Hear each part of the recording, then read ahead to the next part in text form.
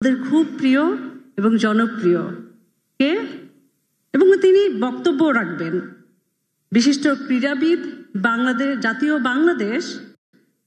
জাতীয় ক্রিকেট টিমের সাবেক অধিনায়ক তামিম ইকবাল খান।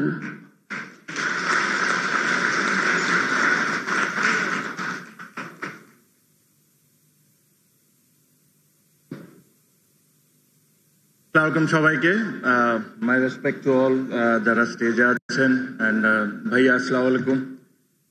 নর্মালি আমি যখন স্পিচ দিয়ে বা কোনো প্রোগ্রামে যাই আমি চেষ্টা করি যে আমার লাইফের সাথে রিলেটেড বা আমি যা দেখেছি এসব নিয়ে কিছু একটা বলা, বিকজ আমি এটা ফিল করি যে ইট বিকামস মোর অথেন্টিক। তো আজকেও সেম কিছু কিছু জিনিস আমি শেয়ার করতে চাই যেটা ধরেন হয় আমার লাইফের সাথে ঘটেছে বা আমি দেখেছি যেটা ঘটতে। প্রথমে তার আগে বলিনি, যদি আমার কোনো কমেন্টে কেউ যদি অফেন্ডেড ফিল করেন প্লিজ আমাকে ক্ষমা চোখে দেখবেন, ক্ষমা চোখে দেখবেন। সো যে জিনিসগুলো আমি যখন ছোট ছিলাম, আমরা যখন রাস্তাঘাটে খেলতাম তখন স্ট্রিট ডগস বলেন, বিড়াল বলেন বা অন্য যে কোনো অ্যানিমেল বলেন, এদেরকে আমরা দেখতাম। দেখে এদের গায়ে পানি মারা, পাথর মারা, এটা আমরা একটা ফান হিসাবে নিতাম। এটা একটা মজার বিষয় হয়ে গেছিল আমাদের সবার জন্য, যে কুকুর একটা যাচ্ছে তাকে একটা গরম পানি মেরে দিলাম বা একটা পাথর মেরে দিলাম, আমি মেরেছি হয়তো বা আমার বন্ধু বান্ধব মেরেছে। আনফর্চুনেটলি এই জিনিসটা আমরা রিয়েলাইজই করতাম না যে যে জিনিসটা আমরা করছি এটা একটা ক্রাইম। আর এর চেয়ে বড় দুঃখজনক হলে এই জিনিসটা এখনো হচ্ছে, এখনো কোনো না কোনো গলিতে এটা কেউ না কেউ করছে, আর এটাকে ফান হিসাবেই নিচ্ছি। তো এই জিনিসটা আমরা কোনো সময় রিয়েলাইজ করতে পারি না যে যে জিনিসটা আমরা করছি ওয়াজ আ ক্রাইম। সেম আমি যখন ছোট ছিলাম তখনও হয়েছে, আমার বয়সে বড় যারা তারাও কোনো না কোনো জায়গায় এই জিনিসটা করছে। তো এটা আমাদের বোঝা খুব ইম্পর্টেন্ট যে তাদেরকে এডুকেট করানোর দরকার নেই, এডুকেট হওয়ার দরকার আমাদের নিজেদের এডুকেট হওয়ার দরকার, এটা বোঝার দরকার যে জিনিসটা আমরা করছি ইটস আ ক্রাইম। তো এই জিনিসগুলো আমার কাছে মনে হয় যে আমাদের সবারই মনে রাখা উচিত।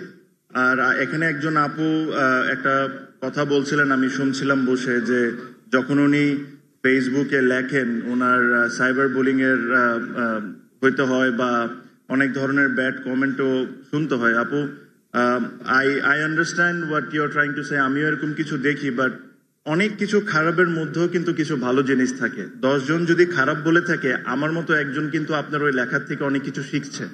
আর যে জিনিসটা আপনি যে লেখাটা লিখছেন ওই জিনিস থেকে আমার এই শিক্ষণীয়টা হচ্ছে যে এই জিনিসটা করা ভুল, এই জিনিসটা করা রাইট, এই জিনিসটা করা ভুল। আর এই জিনিসটা আমি আমার বাচ্চাদেরকে শেখাচ্ছি।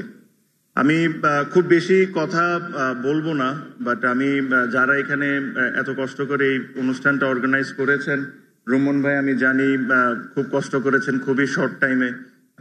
আমি ওনাকে বেস্ট উইশেস দিলাম অ্যান্ড আই কংগ্রেচুলেট এভরিওয়ান যারা এই অনুষ্ঠানে আছেন। এই একটা কথা বলে অনুষ্ঠানটা আমি আমার স্পিচটা শেষ করব, যে আপনারা যদি দেখেন বিভিন্ন দেশে, প্রত্যেকটা দেশের কিছু দেশে আপনি শুনবেন যে এই দেশটা বিজনেস ওরিয়েন্টেড, এই দেশটা স্পোর্টস লাভিং। আমরা চলেন বাংলাদেশকে সবাই মিলে একটা animal loving and sports loving country গড়ে তুলতে পারি। আরেকটা ছোট্ট জিনিস, আমি অনেক স্পিচ শুনছিলাম যে গভর্নমেন্টের এই হেল্প করার দরকার, গভর্নমেন্টের এইটা করার দরকার। আমি যে এলাকায় থাকি, আমি বনানী ডিওএইচএস এ থাকি, and if I am not wrong, এই রেসিডেন্সিয়াল এরিয়া বাংলাদেশের প্রথম রেসিডেন্সিয়াল এরিয়া যেখানে প্রতিটা street dogs are vaccinated and প্রতিটা স্ট্রিট ডগস এর নাম্বারড করা। তো এটার জন্য কিন্তু কোনো গভর্নমেন্টের আমাদের হেল্প করা লাগে নাই, এটা কিন্তু আমরা নিজেরা ইনিশিয়েটিভ নিয়েছিলাম। তো আমি এটা আশা করব যে আমাদের যে নিজস্ব একটা দায়িত্ব আছে, এই জিনিসটা যেরকম আমরা মনে রাখি, অন্যর জন্য অপেক্ষা না করি। Thank you so much.